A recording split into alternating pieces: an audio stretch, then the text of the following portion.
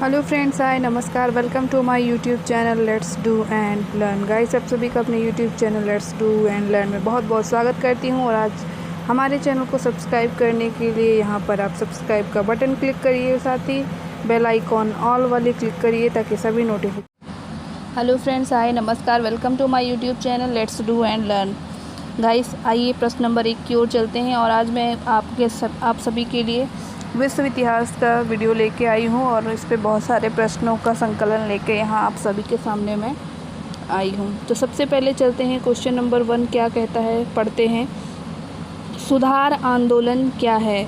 तो पहले क्वेश्चन का जो ऑप्शन है वो है विवेचनात्मक ज्ञान का पुनर्प्रवर्तन, या फिर पोप के प्रभुत्व के खिलाफ विद्रोह।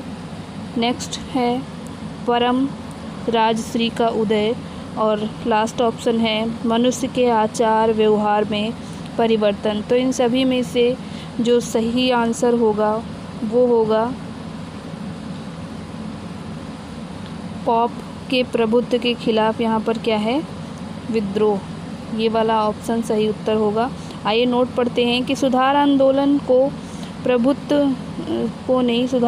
के प्रभुत्व के खिलाफ एक विद्रोह था।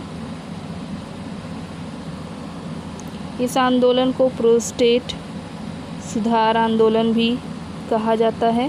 16वीं शताब्दी में प्रारंभ हुए इस आंदोलन का प्रमुख लक्ष्य धार्मिक क्षेत्र में रोम के पॉप व चर्च के एकाधिकार को चुनौती देना था। तो ऑप्शन नंबर बी यहाँ पर क्या है, राइट आंसर है। पॉप के प्रभुत्व को यहाँ पर ये करना था इनको। आइए चलते हैं अगले प्रश्न की ओर। अगला प्रश्न कहता है कि जहाँ कानून नहीं वहाँ स्वतंत्रता नहीं, यह किसने कहा था? जहाँ कानून नहीं वहाँ स्वतंत्रता नहीं, ये बात किसने कही थी?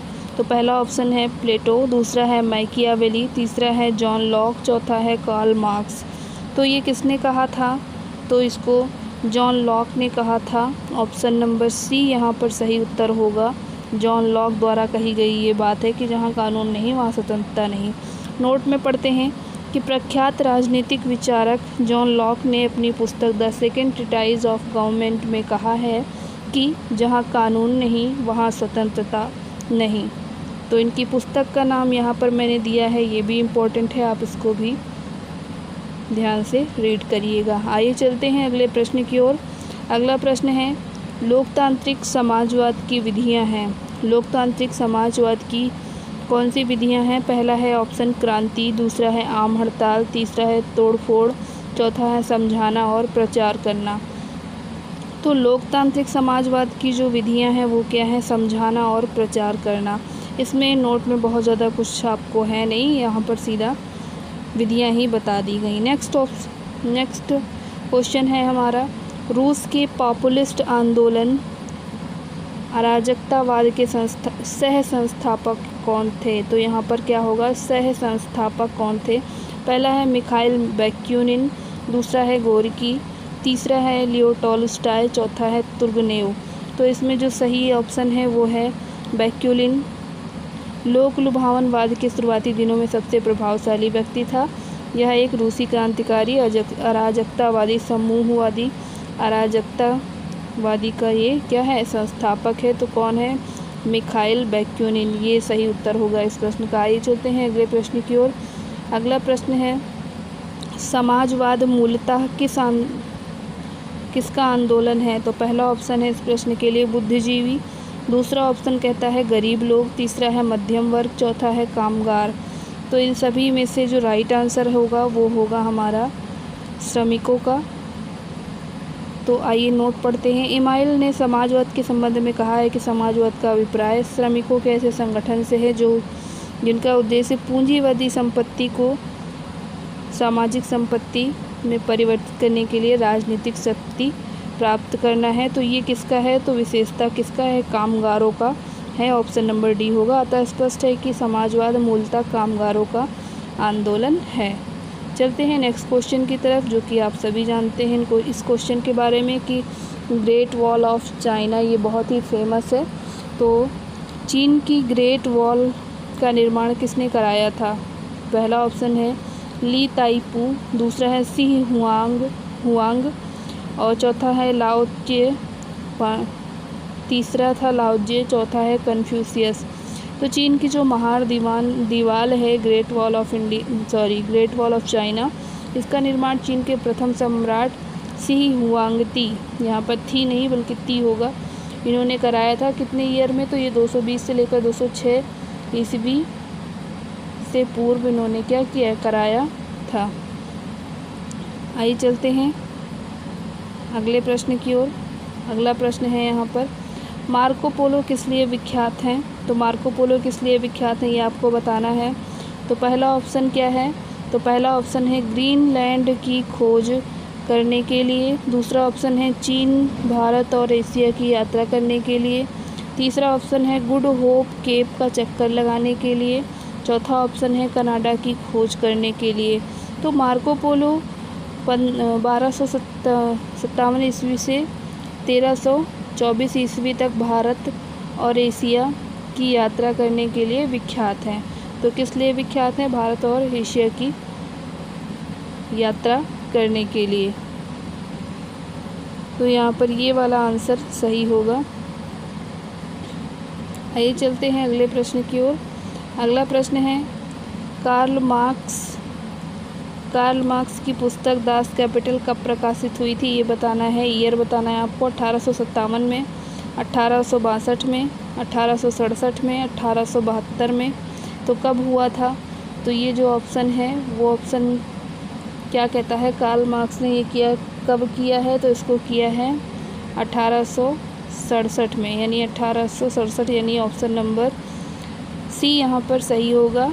यहाँ पर जानकारी दी गई है। आइए चलते हैं अगले प्रश्न की ओर। अगला प्रश्न हमारा कहता है, ये प्रश्न कहता है कि 19वीं शताब्दी के अंत में कौन सा देश सबसे बड़ी औपनिवेशिक शक्ति के रूप में उभरा?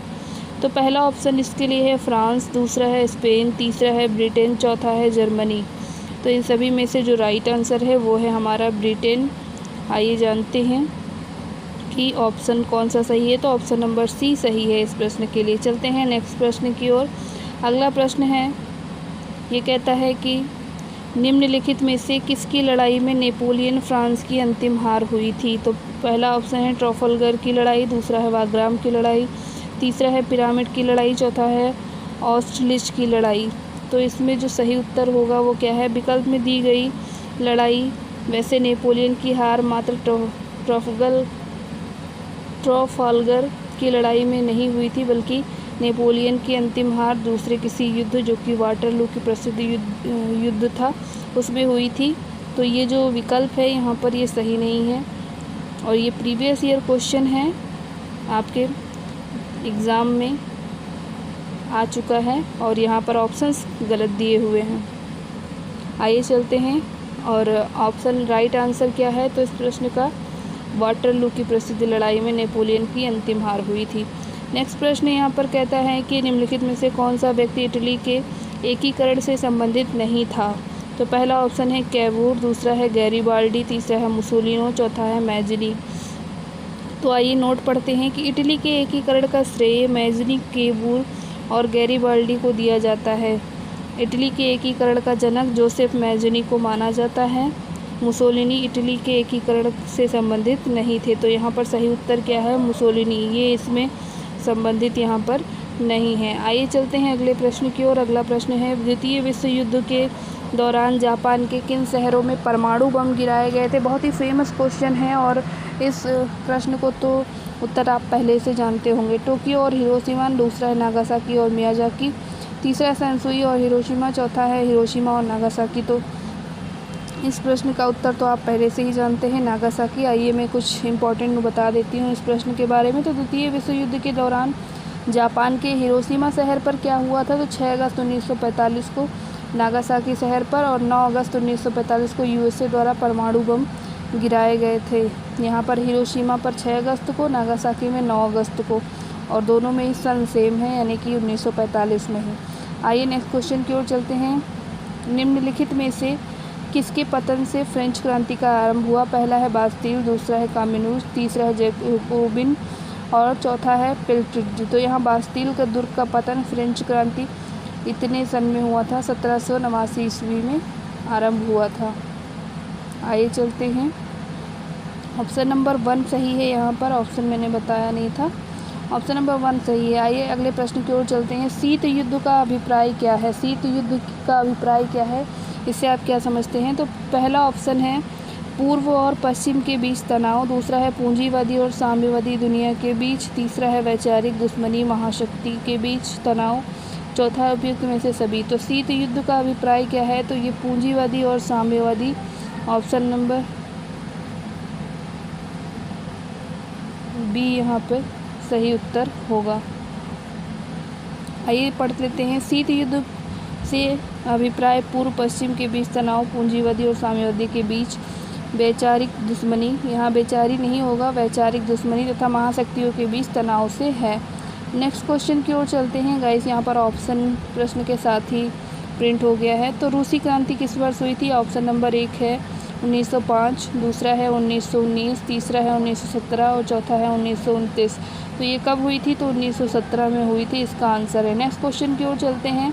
अगला क्वेश्चन है हमारा, बोस्टन चाय पार्टी की घटना का संबंध किससे है? तो पहला ऑप्शन है द्वितीय विश्व युद्ध में अमेरिका का शामिल होना, दूसरा ऑप्शन है फ्रांसीसी क्रांति, तीसरा ऑप्शन है अमेरिकी सिविल वॉर, चौथा ऑप्शन है अमेरिकी स्वतंत्रता युद्ध। तो इसमें बोस्टन चाय पार्टी की अगर हम घटना की बात करें तो यहाँ पर जो सही उत्तर होगा वो क्या है?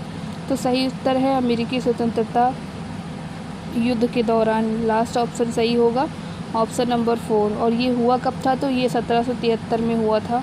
आइए चलते हैं अगले प्रश्न की ओर। अगला प्रश्न है हमारा, क्रीमियन युद्ध का समापन किस प्रकार हुआ था? क्रीमियन युद्ध का समापन किस प्रकार हुआ था? पहला है ट्रिएनान समझौता, दूसरा है वर्साय समझौता, तीसरा है पेरिस समझौता, चौथा है सेंट जर्मन समझौता। तो इस प्रश्न का जो सही उत्तर है वो क्या है? तो पेरिस समझौता होगा, ऑप्शन नंबर सी यहाँ पर सही होगा, ऑप्शन नंबर सी यहाँ पर सही होगा। और ये क्या कहता है? तो क्रीमियन युद्ध का समापन पेरिस समझौता के तहत हुआ था।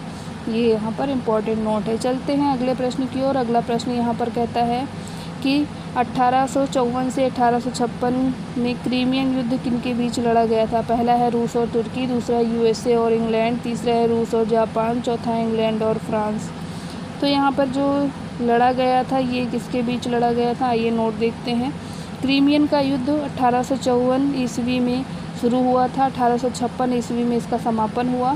और पूर्वी इस युद्ध में क्या हुआ? तो ब्रिटेन, फ्रांस और तुर्की की संयुक्त सेना ने रूस को पराजित किया था। तो ये भी किसके बीच हुआ? तो ये ब्रिटेन, फ्रांस और तुर्की के बीच हुआ था। पहला ऑप्शन यहाँ पर सही होगा।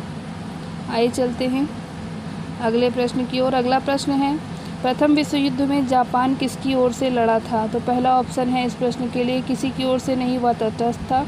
दूसरा है यूनाइटेड किंगडम के खिलाफ जर्मनी के साथ, तीसरा है अपनी ओर से, और लास्ट है जर्मनी के खिलाफ यूनाइटेड किंगडम के साथ। तो इसमें कौन सा प्रश्न सही होगा?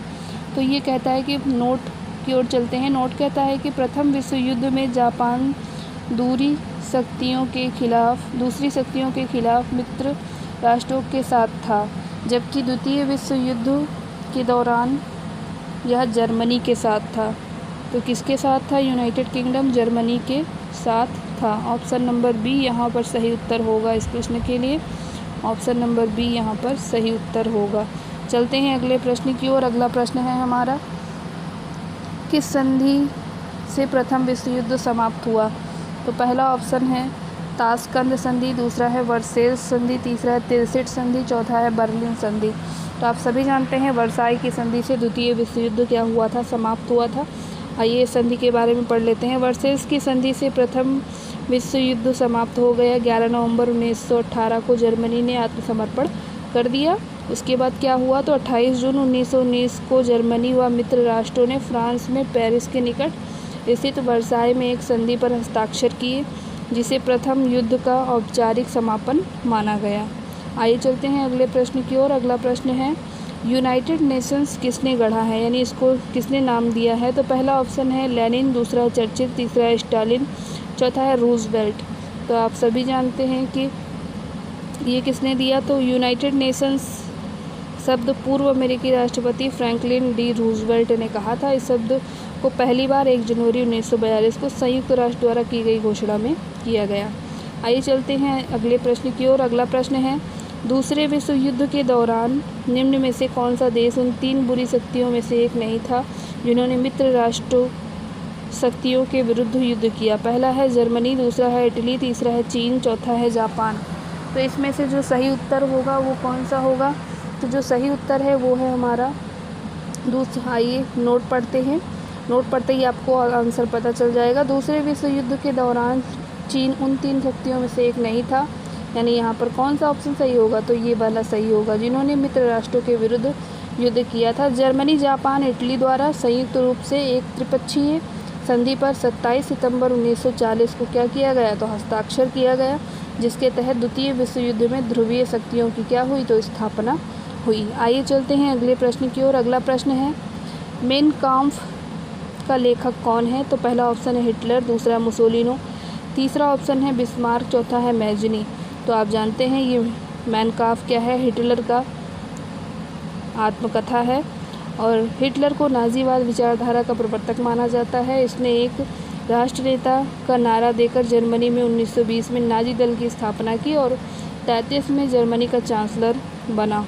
भरा नहीं बल्कि यहाँ पर क्या होगा? बना। 30 अप्रैल 1945 को इसने क्या की? तो सुसाइड कर लिया, आत्महत्या कर ली। आइए चलते हैं अगले प्रश्न की ओर। आज का अंतिम प्रश्न है ये, और ये प्रश्न कहता है कि राज सिंहासन पर बैठने वाली सबसे अधिक आयु की ब्रिटिश रानी कौन है? पहली है ऑप्शन क्वीन विक्टोरिया, दूसरी है क्वीन एलिजाबेथ II और थर्ड ऑप्शन क्वीन मैरी ट्यूडलर, चौथा है क्वीन एमी। तो यहाँ पर जो सही आंसर है वो है क्वीन मैरी ट्यूडलर, ये बैठी थी। आइए कुछ महत्वपूर्ण बिंदुओं पर बात कर लेते हैं, ये भी इम्पोर्टेंट क्वेश्चन है।